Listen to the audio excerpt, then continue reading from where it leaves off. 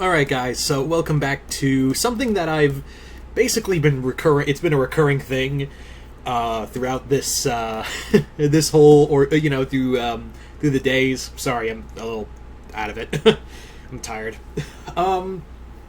So yeah, welcome back to the Paradigm Wars. So if you don't know what the Paradigm Wars are, I always explain this for new subscribers. The Paradigm Wars is basically a kind of like this fake video game thing I've been running with. Not really like a real video game, but like the origins of this whole thing began during a live stream where essentially I can't remember who did, but someone commented saying, "Hey, the back of your that pop wall you have, those wall of pops is starting to look like a video game character selection screen." And I was like, "Oh, that's funny," and it just kind of like I was thinking about it, and it's just kind of snowballed into this like new fun idea for just a thing I keep bringing back. And if you're wondering, yeah, there's a lot of characters to use for this. So I guess you could say for this, it's like the DLC, like we're dealing with DLC stuff. Before we get into that, let's go into the main story of this fake video game that I've made up and we're all playing it. So the story is, for those who don't know, the Paradigm are a race of beings who are these godlike entities, but they have no concept of good or evil. And they've been looking through the multiverse at all these different heroes and villains, and they bring all these characters together, and even bring more every so often to like add to it. And basically, they're like, okay, here's the deal: we're the Paradigm. We've created this battle world type place for you to fight in, and you are going to prove to us which is the better, which path we should follow. Should we follow good or evil? And whichever faction wins, that faction's army essentially will each get a wish of their own desire. So, yeah, it's not like one person, like it's one team and they all get one wish that they all argue over it. Here it's like, yeah, every person from the winning side gets one wish granted by us. So that's the story. And also, the Paradigm have really, like, since they have all these abilities and whatnot, they keep bringing in new people to join in this battle. Like, they brought in... And here's the thing, since I have sometimes doubles of characters, and I only use characters from the pop wall for it. Like, I only use characters from the pop wall. But basically in here, like... since I have two Gokus, one from Dragon Ball, like his young self, and him and Goku as Ultra Instinct, it's like, yeah, there's two Gokus here. Young when he's youngest, and now he's at his like full potential for right now. You never know what kind of Dragon Ball power up he'll get next. There's also Zuko, but it's Season 1 Zuko. So while Aang, Katara, Toph, and now Sokka are all together, and they know Zuko, it's not Zuko. This is a earlier Season 1 Zuko. So this is a Zuko who's very much like, I want to capture the Avatar, and Azula's here and like manipulating that Zuko. But here's the thing. Zuko, the Zuko we know from Season 3, is now here. And now he has to like fight himself and combat himself, and he's like, I'm the person you are destined to become. But it's kind of hard to get his past self out from under his sister's, grasp.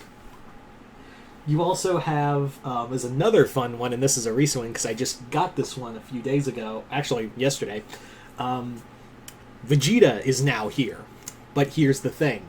It's not the Vegeta you know. It's not like Dragon Ball Super Vegeta. It is Vegeta from the Buu Saga. This is Majin Vegeta. So this is the Vegeta that made the deal with Babidi, and is now has that M on his head and is like killing people. Like he's willingly working for the dark side again.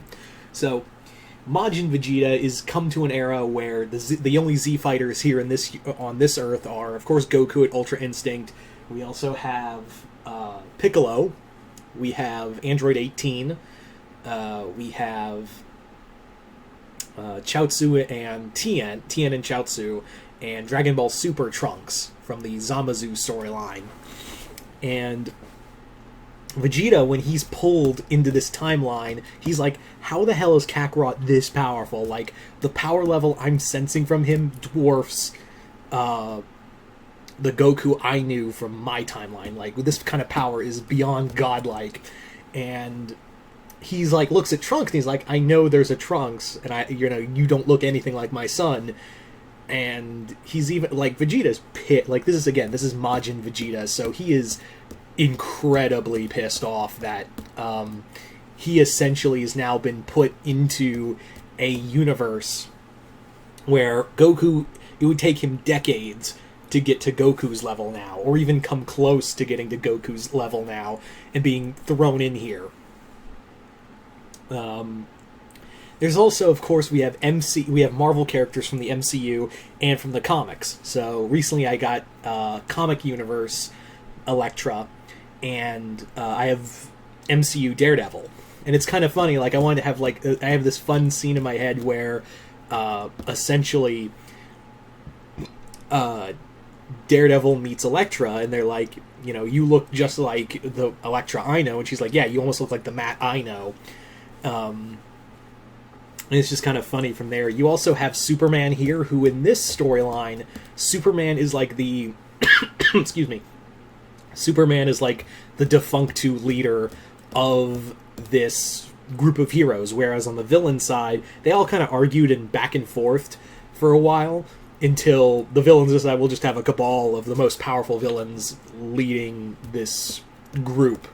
So, whereas everyone else was like, yeah, let's just have Superman lead us. Well, that'll be fine, he's freaking Superman. But yeah, so, Superman for the longest time didn't really have anybody. It was the Batman Who Laughs, and Luthor was here, and the only other Batman who he knew was Terry, because again, I have Batman Beyond Pop, so he's obviously here. And recently I recently got a Batman one, so Batman's here. And now, on the DC hero side, there's also Wonder Woman, but it's Flashpoint Wonder Woman, so yeah, evil Diana. But now I have Alan Scott Green Lantern, so now Alan Scott Green Lantern is now here, and Superman's like, oh, thank God, Bruce is my best friend, he's like my brother to me, but I cannot be around Bruce 24/7, so Alan, thank God you are here. Thank God you are here, Alan. Terry was great, but, thank you. We also have Spider-Man here, but the kicker is, Spider-Man also, since I have these characters, Spider-Man has to contend with Carnage, Doc Ock, Kraven, Sandman, and Electro. I still need to get Vulture, and then whenever they do 616 Mysterio, I'll get that one. I don't want to get Far From Home Mysterio, because it's like out of that universe, and I know for a fact they're eventually going to do 616 Mysterio, and I'm going to be mad, because I'll be like, damn it, I was this close. So, I still need to get Vulture, though. And then whenever they come out with 616 Mysterio, then I'll officially have the Sinister Six. But I wanted to have, like, this fun scene where Spider-Man finds out that Ock, Carnage, Kraven, Sandman, and Electro are here, and he's like, of course. Why am I even shocked that five of my worst enemies are here? Hey, at least Norman's not here, right? Son of a bitch. There's also like some fun stuff like the Fantastic Four here, but so are Super Skrull and Doctor Doom. You also have like I said, there's the MCU versions who, like, when they run into Clint, it's MCU Ronin. They're like, oh, hey, Clint, you went back to the Ronin persona. Why is that? And he's like, who the hell are you people?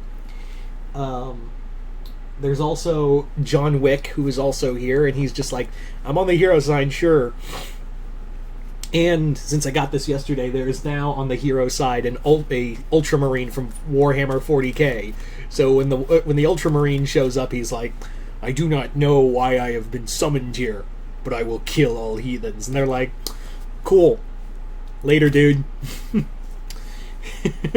So, there you go. So there is the updated new version of the Paradigm Wars. So there you go. Whenever I get a new number of pops, I'll add more to the story. But yeah, Seriously need to get, like, I need more DC, well, DC heroes and DC villains too, but yeah. Star Wars too. I mean, I have a lot of Star Wars, but I don't have like a lot of like. I only have one Jedi, and it's Rey.